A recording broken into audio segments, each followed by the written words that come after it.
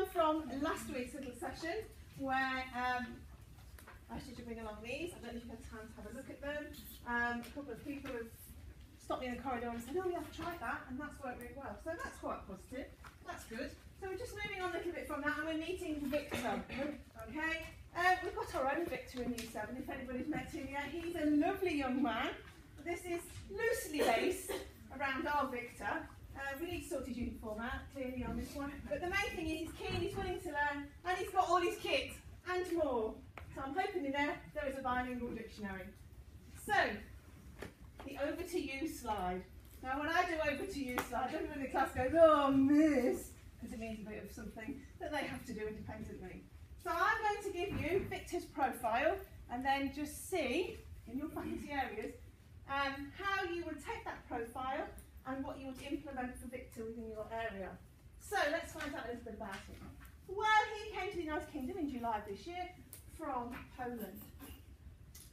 His first language is Polish, but when we do our initial induction, we find out, have you studied English in Poland? And lots of the Polish students do, from primary school. We've got one student who's studied it for 6 years. His baseline assessments.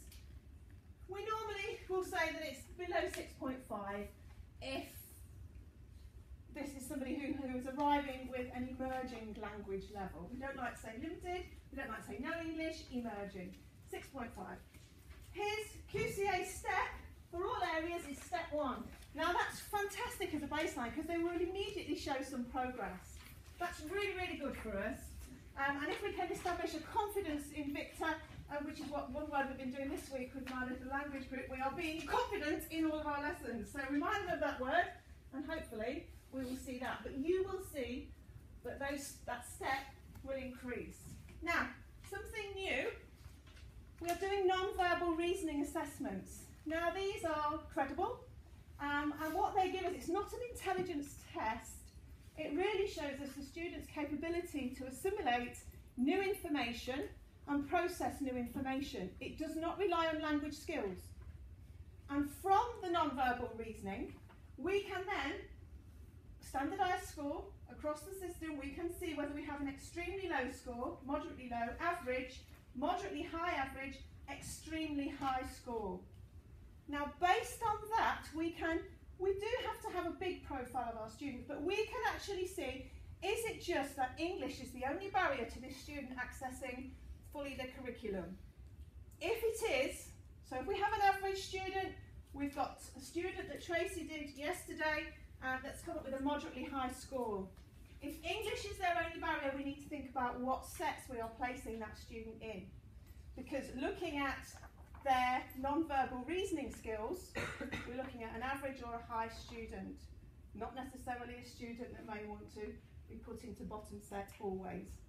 So we need to have a look at the non-verbal reasoning, and these will go out with the profiles that Tracy sends out on induction. There is a student that I assessed yesterday who again is moderately high. So quite interesting. So Victor's indicates that he is an average student. So this is our profile of Victor. Interestingly, we asked Victor, we were doing a thing on emotions, because that's very important when you first start school, isn't it? How do you feel? We did the visual analogue and all sorts of things. What scares you? And a lot of the students said, oh, rats, mice. One student said my mum, which I thought was great. I said, great, I remember that for parents' evening. And Victor, who hadn't really said anything, put his hand up and said, the crying angels on Doctor Who. And we all went, fantastic, because now we know that Victor likes Doctor Who, and that's a hook for us as well. Okay, so I would like you in your faculty areas, how will you ensure that Victor feels included in your lessons from day 1? From day 1, how will you make sure that he feels included? Based on, it is a bit controversial, this one, because I don't know, every single meeting that I've been to with the AL coordinators, it is a battle really that we do have our students immediately put in bottom set. It is something that needs to be discussed. I won't tell you what the evidence base says, I'll tell you afterwards. Okay, what is your rationale for choosing that set? What's your rationale for choosing that set? And how will you assess Victor's progress within your lesson? Yay! Okay, over to you Let's have a look. How long?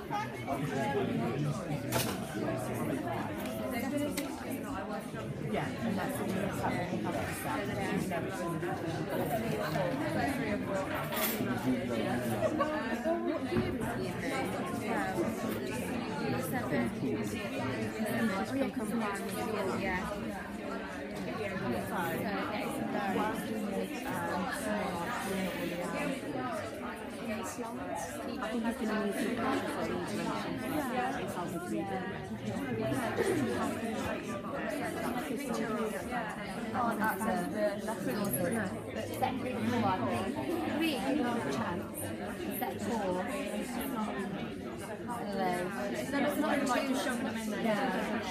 in a set 4 though, you have less students and like more one-to-one telephonies, so then you'll be obviously helping improving his English skills, but then at the same time, but like Kenneth and Thomas, like she never, yeah, she got put in set, she never, she was able to access it, yeah, she ended up at set 1 was, yeah, they now it's set 1, yeah, so set 3, yeah, set 3. And I used to say to him, you're after the one.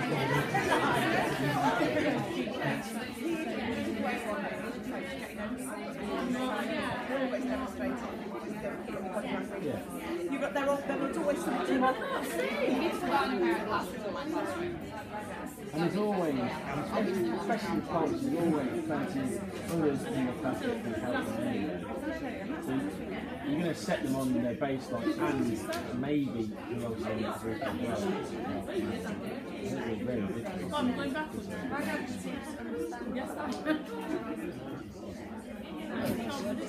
I told them I was 18 and then she would just Who would like to start? So we have a no hands up policy. So we start with maths. One thing. Okay, so I'm Victor. I walk into your classroom. How are you going to make me feel included?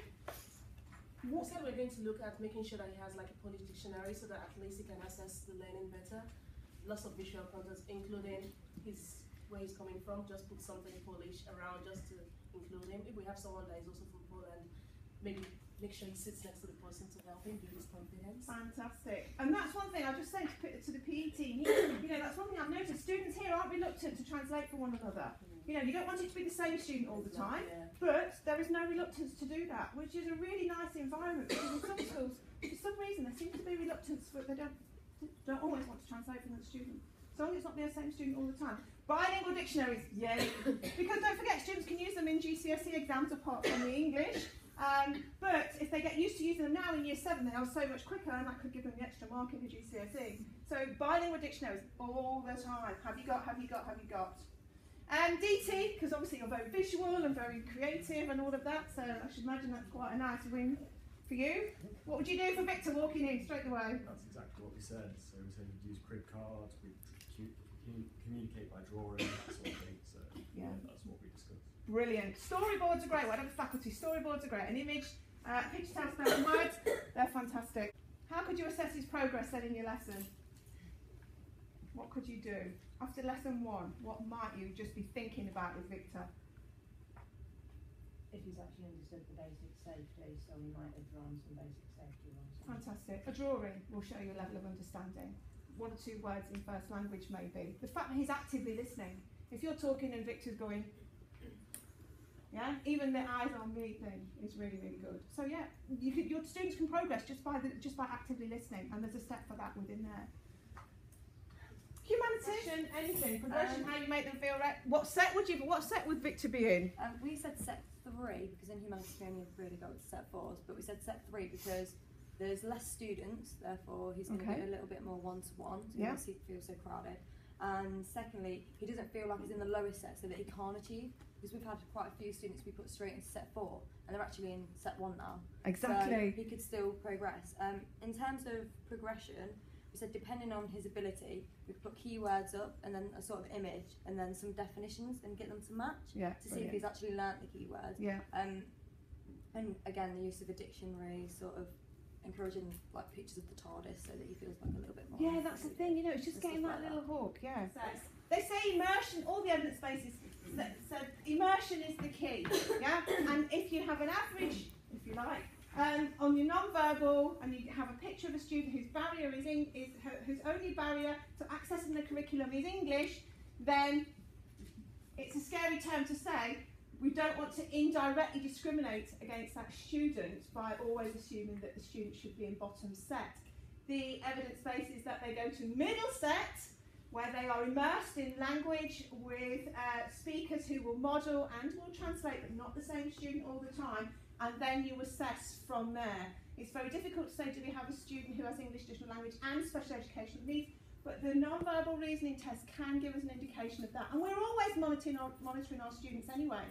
So, you know, in a way we could say New College could be the flagship for that, of doing a pilot scheme of let's look at our new arrivals, and let's start putting them in a middle set and then evaluating from there. Any questions? Anybody want to add anything? Anybody tried anything different? Yes. I was just going to say, I've got year 11 that's coming late, and they've got like 7 weeks to write a full personal statement of themselves, which is hard for any child. So I was trying to overcome this barrier because it's very one-to-one with a lot of kids. And I've got them to write it in their own language to see if they're literate in their own language. Yeah. And then I'm going to try and use a student to translate it. Yeah. I don't know. Yeah. So I'm going to try it. I don't know. I've never done it before. No? Fantastic. See what they can do in first language. We've already got the language landscapes going out, so we'll know as well which students are literate, which. Give it a go. See if you can translate it. The students should be able to translate it back if they use it. Try Google Translate, that sort of thing. All of those sorts of tools. We're looking at doing the whole themed. When I said to her, because I'm reading it, it's Rahana in year 11, and her English was saying, I love India, I like India. It sounded like she was really sad to leave India, to be fair. So then I said to her, write it in your own language, and the face just went, exactly. Because again, that's feel inclusive and you're valuing that, you know, and it's getting the two together, and it's really, it's really looking at the whole student, really, which is, that's good, that's really good. But anyway, you know where we are in the team. We'll be sending out more data on your students, and understanding now of what the non-verbal reasoning test is all about. Okay, it's not going to be, you know, a cure-all for every single student, if you like, because they are all individual, and we will be assessing them anyway within our classroom areas. So thank you for your time. If you need us, you know where we are.